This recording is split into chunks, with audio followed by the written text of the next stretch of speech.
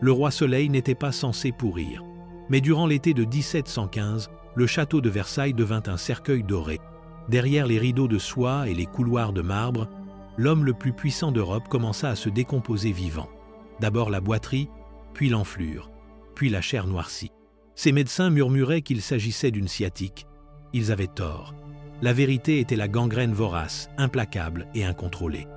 Pendant 23 jours, Louis XIV resta consumé par l'infection, l'odeur de la mort suintant à travers le parfum et le protocole. Les courtisans retenaient leur souffle, le roi tenait bon. Tandis que sa jambe pourrissait sous les draps, l'illusion de l'immortalité en faisait de même. Ceci est l'histoire de la façon dont un dieu sur terre mourut comme un homme dans l'agonie, dans les ténèbres et seul. On l'appelait le roi Soleil non seulement pour sa gloire, mais pour la manière dont il avait arrangé le monde pour qu'il orbite autour de lui avec précision, obéissance, éternellement. Mais derrière ce masque céleste se cachait un homme qui avait passé des décennies à répéter l'immortalité et à ignorer la pourriture qui menaçait toujours de fleurir sous les robes de velours. Dès l'instant où Louis XIV revendiqua le pouvoir absolu après la mort du cardinal Mazarin, il fit de la monarchie un théâtre, et de lui-même la vedette, se tenant au centre de Versailles en talons de soie et perruques poudrées, dirigeant ses ministres comme des danseurs, baptisant la guerre de cérémonie, et liant l'obéissance par une étiquette si suffocante de détails que même le silence avait son protocole. Et pourtant, le corps même qui ancrait ce système solaire était déjà fragile, ses dents perdues, ses gencives à vif et suppurantes,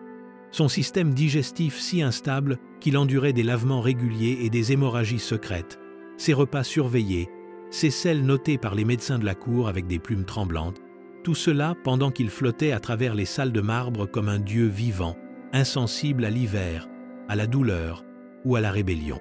Le roi dansa dans des ballets bien après que la jeunesse l'eut abandonné, boitillant à travers les compositions courtoises de Lully, s'accrochant aux souvenirs d'Apollon alors que la goutte lui rongeait les os et que les calculs rénaux traçaient des chemins d'agonie dans ses entrailles. Mais nul ne pouvait le nommer à voix haute, car à Versailles, l'illusion de la perfection était loi, et la vérité, surtout la vérité biologique, était une trahison. Les guerres qu'il menait à l'étranger reflétaient celles qui se livraient dans sa propre chair, coûteuses, sans fin et justifiées par la grandeur. Car si ces campagnes contre les Hollandais, le Saint-Empire romain et les Espagnols le couronnaient de gloire, elles saignaient la France à blanc, et de même son corps exigeait son tribut chirurgien, élixir, phlébotomie et rituels nocturnes conçus pour masquer ce qu'aucune couronne ne pouvait empêcher. Lorsque sa reine bien-aimée Marie-Thérèse mourut, il ne pleura pas publiquement, car le chagrin aurait démasqué l'homme, et lorsque ses nombreuses maîtresses tombaient en disgrâce ou succombaient à la maladie, elles étaient remplacées aussi aisément que des laquais les émotions dissimulées sous la cérémonie, comme le pus sous la poudre. Son règne fut un acte de transformation implacable, changeant la faillibilité en mythologie, les erreurs en marbre, les ulcères en encens, et chaque année qui passait, la distance entre l'homme et le monument s'élargit jusqu'à ce que même ses plus proches serviteurs commencent à oublier la chaleur de ses mains ou l'hésitation dans sa voix. Pour la cour, il était une statue en mouvement, un roi sans faiblesse, mais pour son corps un vaisseau traître, et endolori, il était un prisonnier, lié par le temps, boursouflé par le rituel, vieillissant en public, mais incapable de mourir sans perturber le mythe qu'il avait si soigneusement composé. Ainsi, lorsque sa jambe commença à enfler à la fin de l'été de 1715, ce n'était pas une simple infection, c'était une hérésie, une violation de l'ordre naturel qu'il avait passé 70 ans à dicter. Et pourtant, alors que l'odeur de pourriture commençait à s'épaissir derrière les soieries, personne n'osa l'appeler par son nom, car nommer la décomposition, c'était éteindre le soleil lui-même. Le diagnostic était une fiction, et tout le monde le savait bien que personne n'eût osé l'admettre à voix haute.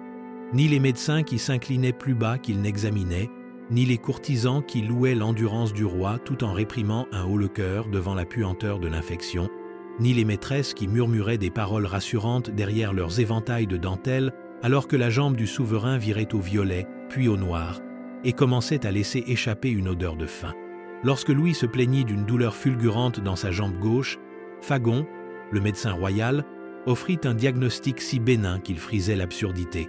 La sciatique, une affliction courante de la vieillesse, dit-il avec un tremblement derrière son masque poudré, et pour la traiter, il prescrivit des compresses camphrées, du lait d'ânesse sucré et des reliques saintes pressées contre le membre enflé, comme si l'osselet d'un saint pouvait cautériser la gangrène, comme si le rituel pouvait inverser la nécrose. En vérité, il ne soignait pas le roi, mais le mythe du roi, terrifié à l'idée de percer l'illusion que Louis, le soleil incarné, était hors de portée de la décomposition. À Versailles, la douleur pouvait être cachée derrière un rideau, la pourriture sous une broderie, et ainsi la jambe fétide, sensible, pulsant de chaleur était évoquée par des euphémismes, enveloppés de gaz et de silence. Les médecins mentaient pour protéger leur position, les courtisans mentaient pour protéger leur avenir, et le roi, à moitié conscient, peut, être pleinement conscient, permit le mensonge parce que la vérité l'achèverait plus vite que n'importe quelle infection. Ainsi, la mascarade s'intensifia, chaque remède inefficace suivi d'une autre prière murmurée dans des crucifixes d'ivoire, onguents bénis par des abbés tremblants, cataplasmes mélangés à de la poudre de perles. Et quand rien de tout cela ne fonctionna, ils proposèrent des sangsues, des saignées et toujours plus d'opiacés, espérant drainer la maladie sans la nommer. Les serviteurs, ravalant leur bile, changeaient ces draps 3 fois par jour, mais rien ne pouvait masquer l'odeur douceâtre et sulfureuse qui s'accrochait aux tentures et se déposait comme de la cendre sur les miroirs. Même les fontaines de Versailles, rugissant éternellement de leur grandeur, semblaient plus silencieuses, étouffées par quelque chose de non dit. Mais personne n'osait le dire, ni le duc d'Orléans, ni Madame de Maintenon, pas même Maréchal, le premier chirurgien, qui se mordait la langue jusqu'au sang, sachant que défier l'autorité de Fagon risquerait plus que la disgrâce, cela risquerait le blâme si le soleil s'éteignait sous leur surveillance. Et ainsi, alors que l'appétit du roi diminuait, qu'il grimaçait à chaque mouvement et haletait pendant les prières de cérémonie, la cour continuait son menuet du déni. Les musiciens jouaient comme prévu, les chasses royales se poursuivaient avec une ferveur diminuée, les diplomates étaient reçus dans des pièces où les rideaux étaient tirés plus serrés et les bougies brûlaient plus fort pour masquer ce qui flottait dans l'air. Versailles, toujours un théâtre, jouait maintenant une tragédie au ralenti, où le protagoniste se décomposait sur scène pendant que le public applaudissait poliment et portait des mouchoirs parfumés à son visage. Et pourtant, le roi endurait, créature d'habitude et d'orgueil, refusant de s'effondrer, refusant de rager, sa jambe un oracle pourrissant que personne ne souhaitait entendre, car si Louis XIV, le soleil incombustible, pouvait se putréfier sous leurs yeux, quel espoir leur restait-il, à eux, les lunes inférieures, d'échapper au même sort? Dès la 2e semaine de sa maladie, aucun parfumeur en France ne pouvait plus la masquer. L'air dans la chambre royale était devenu aigre, lourd, d'une douceur écœurante, comme des fruits pourris laissés sous de la soie, et ni l'encens ni l'eau de rose ne pouvaient étouffer l'odeur indubitable de la chair mourante. La gangrène s'était déclarée au-delà de tout déni, remontant de la cheville au mollet avec une vengeance boursouflée et violacée, et pourtant les courtisans parlaient encore en énigmes, l'appelant l'enflure, l'affliction, tout sauf ce qu'elle était. Une nécrose si agressive que même les draps se rebellaient, trempés chaque heure d'icor et de pus, exigeant un remplacement constant par des serviteurs dont les estomacs se nouaient derrière des masques de servitude stoïque et exercée. La puanteur s'accrochait à chaque tapisserie et dérivait le long des couloirs de marbre, messager morbide qui murmurait la mortalité dans les salles de la gloire éternelle. Des femmes de chambre s'évanouissaient à cause des émanations, des dames d'honneur murmuraient derrière des éventails peints,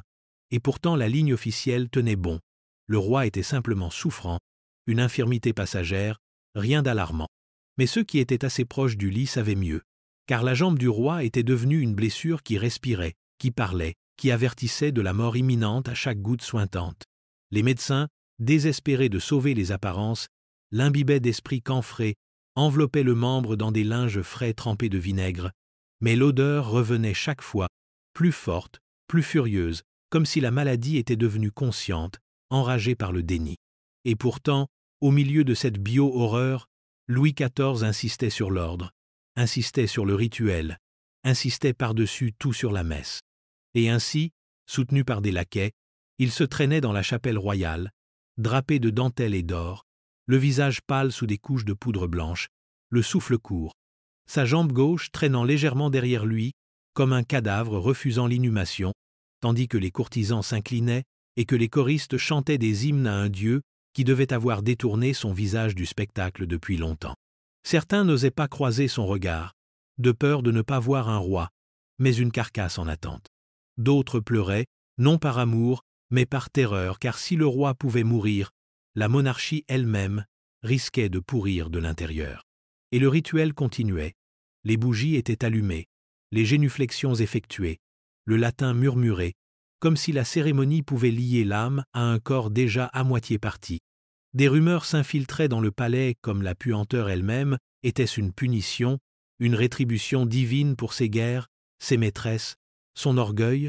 Mais de telles pensées n'étaient jamais prononcées plus haut qu'un murmure, de peur que la mort n'entende et n'accélère son pas. Même Madame de Maintenon, longtemps sa plus proche confidente, s'attardait désormais moins à ses côtés, ses lettres soudainement pleines de sein et de résignation. Versailles, autrefois un palais d'illusions, était devenu une crypte avec des lustres, où les miroirs ne reflétaient pas la majesté, mais de la viande en décomposition sous du velours, et alors que Louis serrait son livre de prière de ses mains tremblantes, hochant solennellement la tête tandis que le prêtre entonnait l'Évangile, le membre noirci sous ses robes pulsait et suintait à chaque battement de cœur un témoignage silencieux de l'illusion que le pouvoir pouvait préserver la chair, que le rituel pouvait inverser la pourriture, que les rois pouvaient être plus que des hommes. Ce fut Georges Maréchal, le premier chirurgien du roi, qui brisa enfin le silence sacré, traversant le brouillard parfumé du déni avec le poids de la vérité pesant sur sa poitrine comme une pierre, car aucune cérémonie ne pouvait dissimuler ce que ses instruments et ses yeux avaient déjà confirmé. La jambe du roi était morte, non pas métaphoriquement ni spirituellement, mais littéralement, grotesquement morte, sa chair noire et cassante, son odeur indubitable, son tissu ne faisant plus partie du monde des vivants mais étant devenu une province de pourriture et de ruine. Il la nomma pour ce qu'elle était mortification, sphacelle, des mots qui frappèrent comme le tonnerre dans la chambre dorée du malade, des mots qui brisèrent la danse élaborée des euphémismes qui avaient jusqu'alors protégé non pas le roi, mais la fragile dignité de ceux qui l'entouraient. Le diagnostic ne fut pas accueilli par l'action, mais par la paralysie, car ce qui suivit ne fut pas une décision née de la médecine, mais une guerre de hiérarchie et de lâcheté, un débat murmuré à travers les oreillers de brocart et les alcôves éclairées à la bougie, tandis que les courtisans pesaient non pas les risques pour la vie du roi, mais les risques pour leur propre position si la lame échouait ou réussissait trop bien. Maréchal pressa l'amputation, la supplia, arguant que retirer la jambe pourrait encore sauver le corps du souverain et retarder la procession de la mort. Mais ses collègues, au premier rang desquels Fagon, dont l'orgueil était aussi enflammé que le membre du roi, résistèrent, affirmant que le patient était trop vieux, trop fragile, que la chirurgie elle-même hâterait la mort plus sûrement que la pourriture. D'autres, terrifiés à l'idée de rester dans les mémoires comme les hommes qui avaient démembré le roi Soleil, tergiversèrent et dissimulèrent, masquant leur indécision sous une pieuse sollicitude et une déférence au destin. Pendant tout ce temps, le roi lui-même écoutait en silence, le souffle court, le visage impénétrable, peu, être trop épuisé pour parler, ou peu, être trop fier pour choisir entre l'agonie et la mutilation, et ainsi le moment passa, la chance d'agir se dissipa comme de la vapeur dans la chambre du malade, et avec elle, tout espoir de retour en arrière.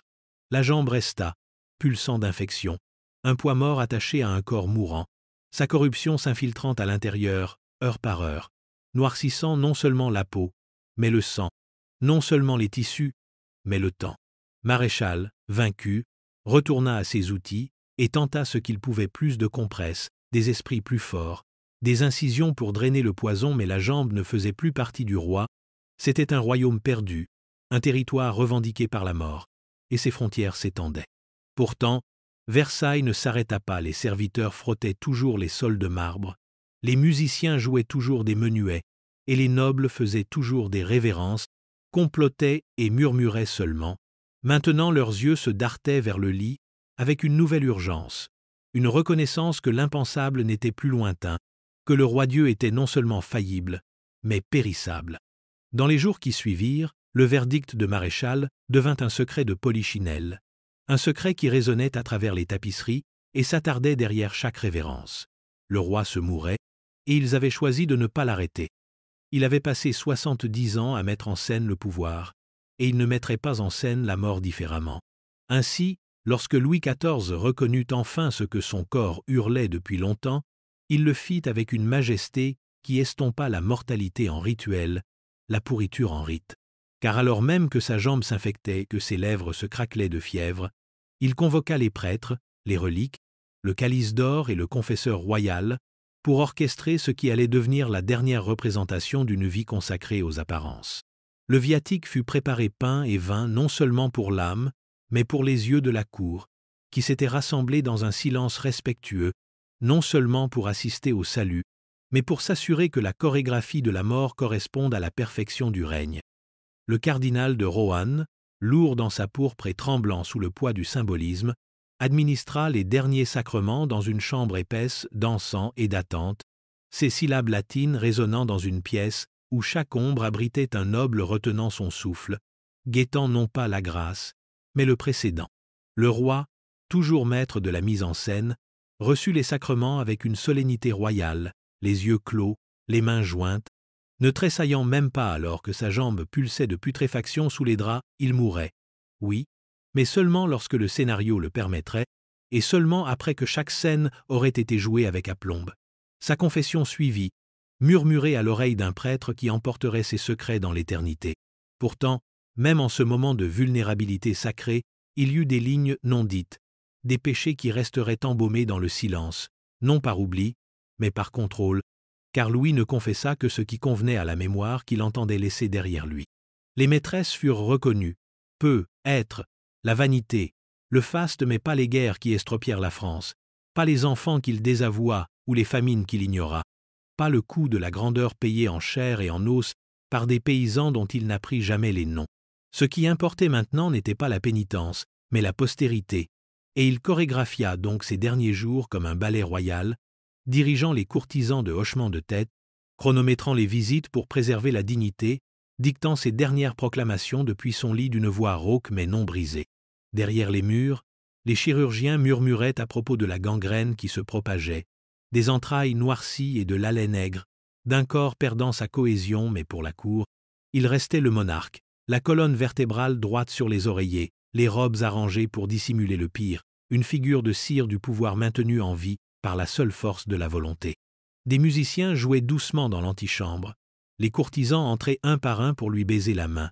et l'air était épais non de chagrin, mais de crainte respectueuse, car voici un homme qui commandait à la mort comme il avait commandé à la vie, ne mendiant pas la pitié, mais orchestrant son héritage. Et ainsi, tandis que les bougies vacillaient et que les grains du chapelet glissaient entre des doigts de parchemin, le théâtre du déclin se déroula en une séquence parfaite, un chef-d'œuvre de contrôle sacré, et bien que le corps sous les soieries pourrissait d'heure en heure, l'homme à l'intérieur tirait toujours les ficelles, déterminé à ce que sa sortie, comme son règne, soit absolue. Par un matin de fin août, sous le plafond peint de sa chambre et le regard des dieux rendu en feuilles d'or,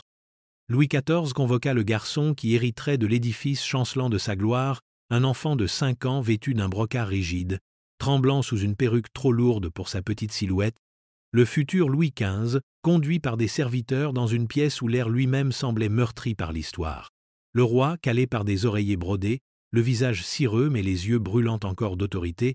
regarda le garçon d'un regard aiguisé par la douleur et la prophétie. Puis, avec la cour écoutant derrière des portes entr'ouvertes et les chroniqueurs prêts à immortaliser l'échange, il parla non avec feu, mais avec une clarté fatale, sa voix l'écho fragile d'un homme dont la chair le trahissait, mais dont l'orgueil refusait de se rendre. « Ne m'imitez pas dans la guerre, murmura-t-il, chaque mot enrobé du poids des cadavres non dits, des récoltes ruinées et des villes vidées, et le garçon, trop jeune pour comprendre mais assez âgé pour sentir la gravité, hocha la tête avec une solennité qui n'appartient pas aux enfants. « Cherchez à soulager la misère de votre peuple, » continua Louis. Et là, le masque se fissura non pas en repentir, jamais cela, mais en quelque chose de plus ancien et de plus triste, un fantôme de regret, une ombre qui vacilla sur un monarque qui avait autrefois baigné la France de gloire et de sang sans distinction. Et pourtant, malgré toute son humilité apparente, le discours était une curation, non une confession. Il n'y eut aucune mention de la révocation de l'édit de Nantes, aucun remords pour les persécutions des Huguenots, aucune tristesse pour la faillite du Trésor ou la famine dans les provinces. Il ne parla pas de Madame de Maintenon, dont l'influence brouillait l'Église et l'État, ni des innombrables fils qu'il légitima puis mit de côté. Non, ce n'était pas un compte-rendu des péchés, mais une leçon d'image, un dernier acte de contrôle déguisé en sagesse. Et le garçon, ce petit corps dans lequel toute l'ambition et l'échec d'un empire étaient désormais canalisés, leva de grands yeux, comme s'il essayait d'absorber le fardeau par le silence seul. C'était un moment riche en symbolisme, baigné du parfum des lits mourants et de la myrrhe de cérémonie, et bien que la pourriture continuât de dévorer le corps du roi sous les draps, ici il paraissait éternel, un dieu mourant passant le flambeau à un mortel trop petit pour le tenir. Lorsque l'audience prit fin, le garçon fut emmené comme une relique sacrée, ses pas avalés par les tapis de velours, et le roi, ayant mis en scène sa propre transfiguration, se rallongea sur ses oreillers, non pas soulagé, mais affirmé comme si en instruisant l'avenir, il pouvait réécrire le passé. Et dans cette pièce de tapisserie et d'ombre, où l'encens s'enroulait comme la fumée d'une flamme éteinte, un mythe commença à s'installer sur l'homme, un mythe tissé non pas de vérité, mais de timing, de posture, et du silence de ceux qui étaient trop jeunes pour poser les questions que l'histoire poserait un jour. Ils vinrent par vagues, poudrés et parfumés, leurs visages rigides de révérence, mais leurs yeux pétillants de calcul, nobles et ministres, évêques et bâtards, chacun convoqué au chevet d'un homme qui avait autrefois incarné la France et qui ressemblait maintenant à quelque chose entre la relique et le cadavre, un roi dont le souffle râlait comme du fer rouillé sous des draps brodés, dont la peau s'accrochait aux os comme de la cire fondue. Le rituel de la présence exigeait qu'il vienne non pour parler, car le roi pouvait à peine murmurer, ni pour servir, car le service n'était plus nécessaire, mais pour être vu, pour être compté parmi les derniers témoins, pour récolter la proximité comme un soleil mourant offrant encore ses derniers rayons aux plus malins.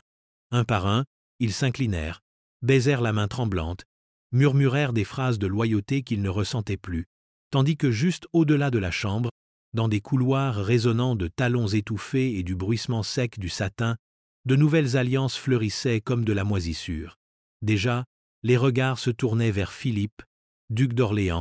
le régent probable, un homme dont la présence à la cour avait été tolérée avec méfiance, mais était maintenant étudiée avec une ferveur ardente, son sourire disséqué, ses hochements de tête enregistrés, ses ennemis discrètement effacés des faveurs. L'air dans l'appartement royal était étouffé par l'eau de rose et l'effroi, comme si le corps sur le lit était à la fois sacré et profane, un objet saint souillé par l'odeur de la chair en décomposition et l'inconvénient politique de son refus de mourir rapidement. Certains pleuraient sincèrement. Peu, êtres, mais la plupart se contentaient de regarder, leur chagrin une performance les uns pour les autres, pour la postérité, et pour le fantôme d'un monarque qui pouvait autrefois pétrifier les courtisans d'un regard, mais qui ne pouvait maintenant plus lever sa propre tête. Les serviteurs allaient et venaient avec des bassines, des linges et des potions, leurs mouvements répétés et engourdis, tandis que le roi dérivait dans un brouillard mêlé de laudanum et de silence, ses lèvres bougeant occasionnellement en prière ou en souvenir, bien que peu pussent faire la différence. Madame de Maintenon, drapée d'ombre dans un coin de la pièce, observait non seulement l'homme, mais la représentation elle-même à la fois pleureuse et régisseuse, s'assurant que personne ne brise le sortilège de la dignité royale, même si la vérité physique du roi défiait toute illusion. C'était une mort observée comme une éclipse solaire, directement, brièvement, et à travers des couches de protection symbolique, de peur que la vérité brute ne les aveugle tous. Et alors que les courtisans quittaient la pièce, leurs visages reprenaient rapidement les expressions de l'intrigue et de l'ambition contenue, car le roi n'était plus un souverain mais un obstacle, un rempart en décomposition contre l'avenir qui avait déjà commencé à s'assembler en murmures et en gestes.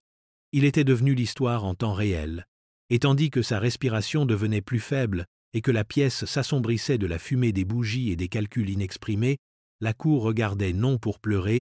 non pour prier, mais pour se positionner, pour pivoter, pour survivre à la mort d'un dieu, en se préparant à servir quiconque porterait la prochaine illusion d'immortalité. Son esprit, étonnamment lucide, s'accrochait aux rituels et aux souvenirs, donnant des ordres d'une voix devenue faible mais toujours incontestablement souveraine, mais le vaisseau qui le portait la chair autrefois enveloppée de soie et de brocart doré,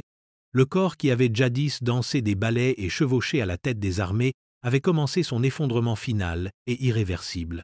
La gangrène, qui ne se limitait plus à la jambe, avait remonté le long de sa cuisse et se propageait maintenant vers l'intérieur, empoisonnant son sang, ses organes, son souffle, au point que même les serviteurs chargés de se tenir au plus près de lui devaient se relayer toutes les heures pour éviter de s'évanouir à cause des émanations. Sa peau, autrefois poudrée et admirée, se couvrait maintenant de cloques qui éclataient et suintaient un liquide jaune pâle, chacune un cri silencieux contre le faste qui emplissait encore le palais au-delà de sa chambre. La fièvre revenait par vagues, le saisissant de frissons qui faisaient trembler le lit à baldaquin, puis le cuisant dans une sueur si épaisse qu'elle collait les draps à ses cuisses. Ces gémissements longs, prolongés, des sons animaux perçaient le lourd silence des appartements royaux, résonnant dans les galeries où les courtisans se tenaient figés comme des statues, ne sachant s'il fallait tressaillir ou s'agenouiller, tandis que les chirurgiens planaient comme de pâles charognards, notant chaque symptôme comme s'ils cataloguaient une relique sacrée assiégée.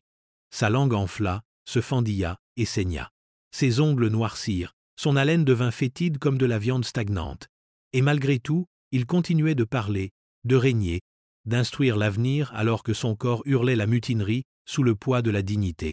Parfois, il parlait à ceux qui étaient présents, parfois à des fantômes mazarins, peu, être, ou sa mère,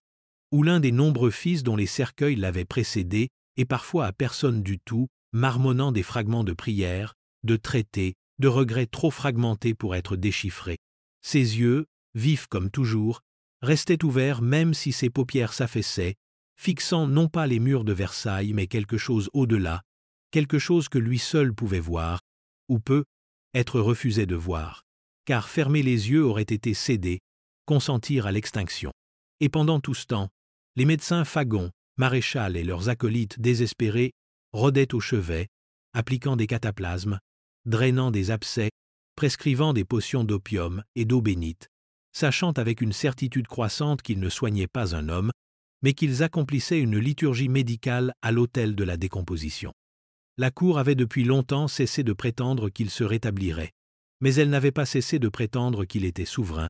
et ainsi son corps brisé était paradé à travers les dernières cérémonies comme un artefact sanctifié, drapé de symboles alors même que ses cellules se liquéfiaient sous la surface. La contradiction s'élargissait d'heure en heure, ses décrets portaient toujours le poids royal, alors même que le pus s'infiltrait à travers les draps et dans le matelas sous lui. Il était devenu un paradoxe, un monarque qui régnait de nom, et un cadavre en attente qui gémissait de douleur, plus craint, plus envié, seulement observé, comme un feu se réduisant en braise qui refusait, avec une insupportable lenteur, de s'éteindre. Le 31 août arriva non pas avec des trompettes mais avec des tremblements, un matin gris qui semblait suspendu hors du temps, comme si même le soleil refusait de se lever pleinement sur ce que Versailles avait déjà commencé à comprendre comme étant le dernier jour du roi. La chambre était sombre, éclairée par le doux frémissement des bougies dont les flammes se courbaient et se redressaient à chaque souffle changeant de l'homme mourant, dont la poitrine se soulevait inégalement sous le linge humide, chaque inspiration une bataille, chaque expiration un siège. Des prêtres se tenaient au pied du lit, murmurant des psaumes dans l'air lourd, leur voix à peine audible par-dessus le râle de la respiration royale courte, humide, gargouillante comme la pluie dans une gouttière, et pourtant ils chantaient, les mots se heurtant à la fumée d'encens dans une pièce où le sacré et le grotesque étaient devenus indiscernables. Louis glissait entre lucidité et inconscience, ses yeux s'ouvrant parfois en un battement, se fixant momentanément sur le crucifix tenu devant lui, d'autres fois roulant vers le haut dans un vide blanc d'agonie à moitié consciente, sa bouche s'articulant autour de syllabes qui pouvaient être des prières, des ordres, ou simplement l'écho fragmenté d'une mémoire se brisant sous le poids de la fièvre. La jambe, maintenant entièrement noircie, s'était ouverte durant la nuit éclatée comme un fruit trop mûr déversant un lent filet de liquide fétide sur les draps déjà saturés, et bien que les serviteurs les changeassent encore et encore, la puanteur était devenue quelque chose d'éternel, s'accrochant aux tapisseries, saturant les coutures de fil d'or, s'incrustant dans les plis des rideaux de velours qui avaient autrefois dissimulé des amants, des ministres, et maintenant l'indicible décomposition du pouvoir absolu.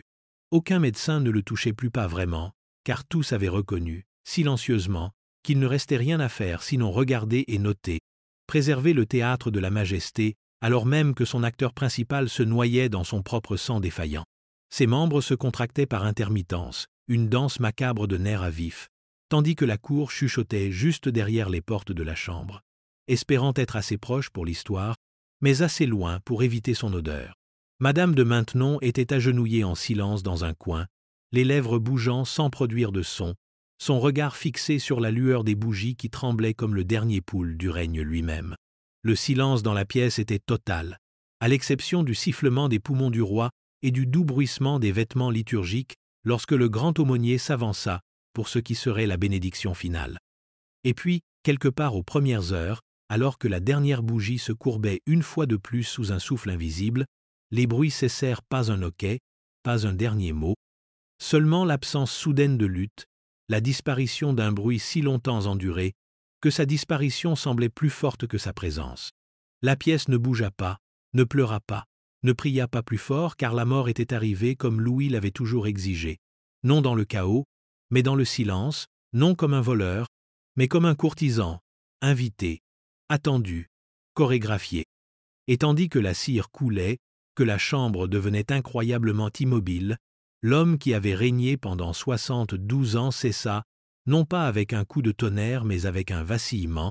non pas avec finalité mais avec immobilité, et rien. À précisément 8h15 du matin, le 1er septembre 1715, le cœur de la France s'arrêta non avec fanfare ou rupture céleste, mais avec un dernier souffle rauque expiré dans une pièce épaisse de décomposition, où les rideaux de velours pendaient d'humidité et les bougies vacillaient sous le poids de leur propre cire.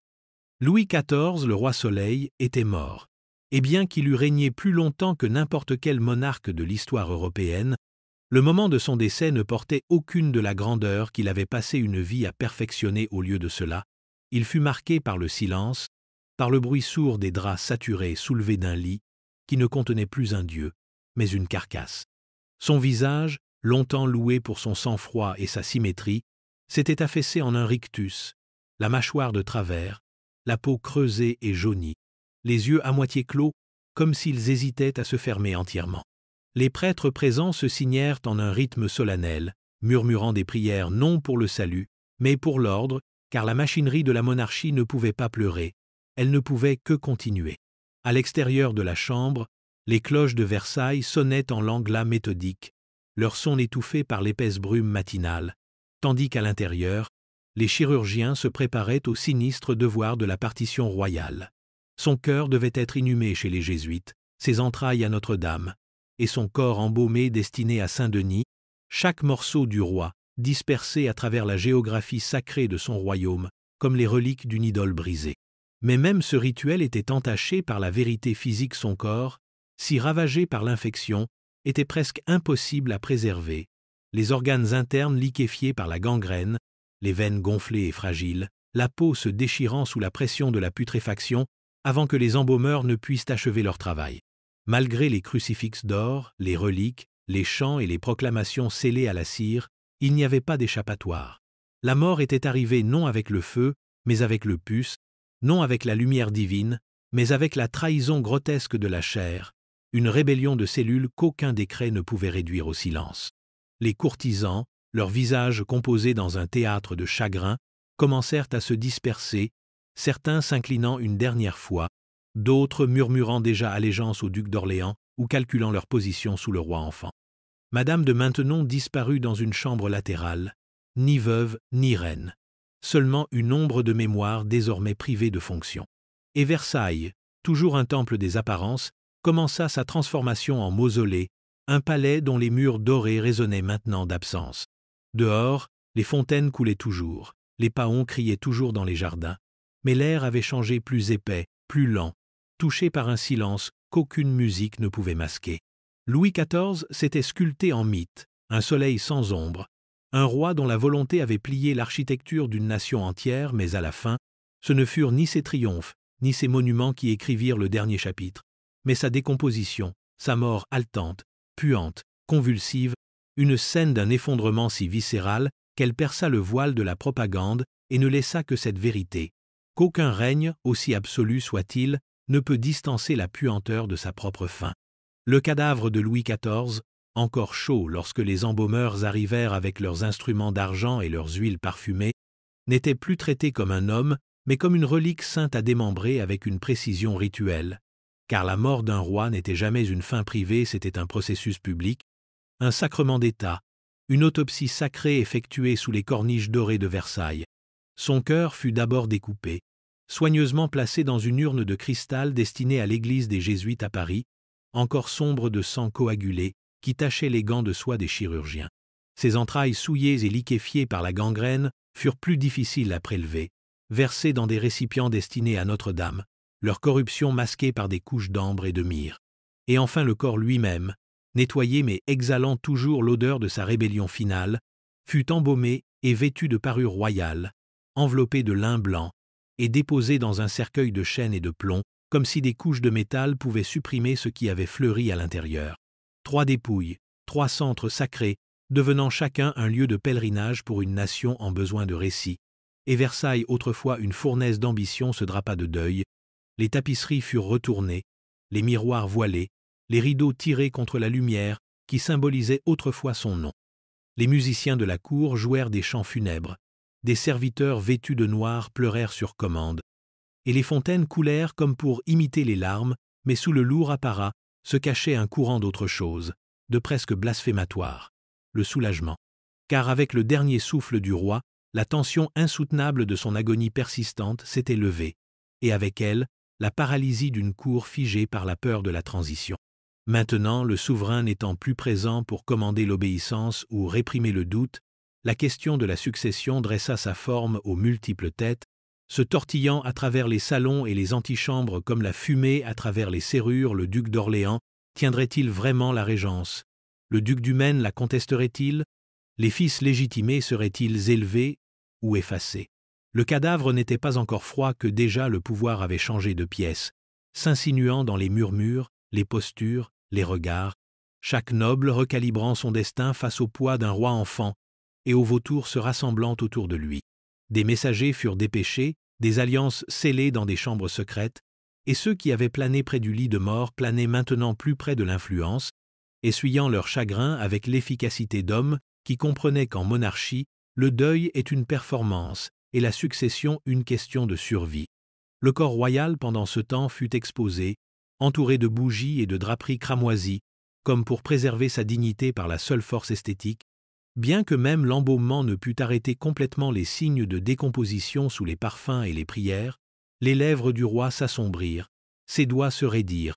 et l'illusion du pouvoir éternel céda lentement la place aux réalités de la décomposition. Avec le temps, le cortège le transporterait à Saint-Denis, cette nécropole des rois, mais pour l'instant, dans les heures qui suivirent sa mort, son cadavre gisait à la fois sacré et stratégique, un objet de révérence et un levier de pouvoir autour duquel la France pleurait, complotait et commençait, doucement et avidement, à oublier. Il fallut 66 ans pour que le silence de Saint-Denis soit brisé, non par des hymnes choraux ou des funérailles royales, mais par l'acier de la Révolution et le rugissement d'une nation défaisant ses mythes. Car en octobre 1793, sous un ciel parisien gris meurtri par la tempête et la rage, une bande de zélotes jacobins força la nécropole royale avec des pioches, des torches et des fusils, déterminés à arracher les racines de la monarchie non seulement de la loi, mais de la terre elle-même. Ils ne vinrent pas pour pleurer, mais pour mutiler, traînant des siècles de rois hors de leur crypte, comme de la vermine d'une cave, jetant les os dans des fosses ouvertes, s'acharnant sur les effigies, brisant les tombeaux de marbre, avec la férocité de générations bâillonnées par l'étiquette et la faim. Louis XIV, autrefois embaumé dans le parfum, le lin et la légende, ne fit pas exception. Son cercueil massif doublé de plomb fendu comme une miche de pain, les restes à l'intérieur encore, enveloppés de lambeaux de tissu ancien, l'odeur n'étant plus celle de la sainteté, mais d'une lente pourriture royale. Son squelette, bien que désarticulé par le temps, portait encore des traces de grandeur, la mâchoire forte, les membres longs, la cage thoracique partiellement effondrée mais indubitablement humaine, et pourtant, à ce moment-là, il n'était plus le roi Soleil, seulement un homme mort de plus dans une tranchée d'ancêtres détrônés. La foule se moqua que son règne ait défini une époque, qu'il ait dansé des ballets, dicté des frontières, ils crachèrent sur ses os, les lancèrent comme des malédictions dans des fosses communes à côté de ses parents, dépouillant la dernière prétention au droit divin, à la chair sacrée, à un héritage protégé par le velours et Versailles. Le tombeau fut vidé, le nom profané, et pourtant l'histoire ne s'arrêta pas dans cette fosse révolutionnaire, car des années plus tard, de l'autre côté de la Manche, dans le salon d'un Anglais curieux, un dernier acte de satire grotesque allait se dérouler. Au cours du XIXe siècle, le cœur préservé de Louis XIV, autrefois inhumé avec solennité à l'église des Jésuites à Paris, avait été pillé, passé entre les mains de collectionneurs, exposé comme une curiosité, et finalement acheté par un certain William Buckland, un géologue et excentrique, qui, en acquérant la relique ratatinée, aurait fait l'impensable. Il la mangea. Sans prière ni cérémonie, le cœur d'un roi-dieu fut consommé comme de la viande séchée, une bouchée de monarchie réduite à la digestion, sa sainteté dissoute dans l'acide gastrique, son symbolisme mâché jusqu'à la farce. Ainsi, l'homme qui avait autrefois plié l'Europe à sa volonté, qui avait chorégraphié sa propre mort et son démembrement en relique à vénérer, vit ses restes finir non pas dans le marbre, mais dans le ventre d'un érudit amateur. Son héritage, comme son corps, dispersé à travers les tranchées, à travers le temps, à travers la nation même qu'il prétendait incarner.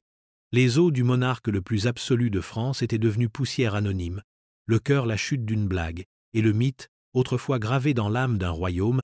fermenta désormais en la comédie grotesque de l'histoire humaine, où les rois pourrissent, les nations se révoltent, et les reliques sont avalées avec le thé dans les salons de l'Empire.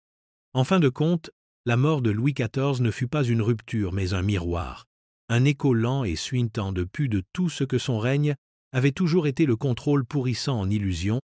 la cérémonie s'effondrant sous le poids de la douleur, et un spectacle doré réduit à la réalité grotesque de la souffrance humaine.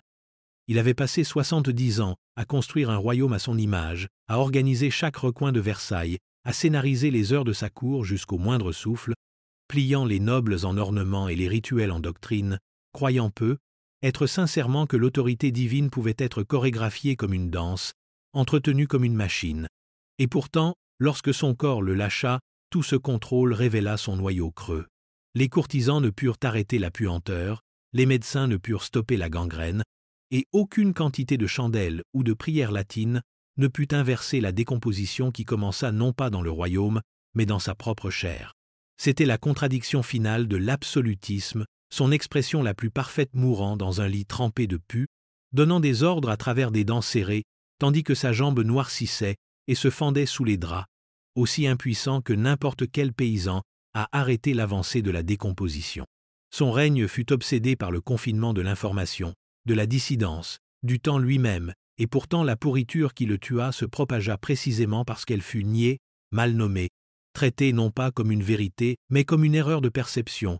tout comme la dissidence qu'il écrasa ou les famines qu'il refusa de voir. Sa mort ne défia pas son règne, elle le révéla, le mit à nu, exposa son fondement moral et corporel, que sous tout l'or et le marbre, le pouvoir est une architecture fragile qui ne peut empêcher une seule cellule de mourir, une seule artère de durcir, un seul souffle de se taire à jamais.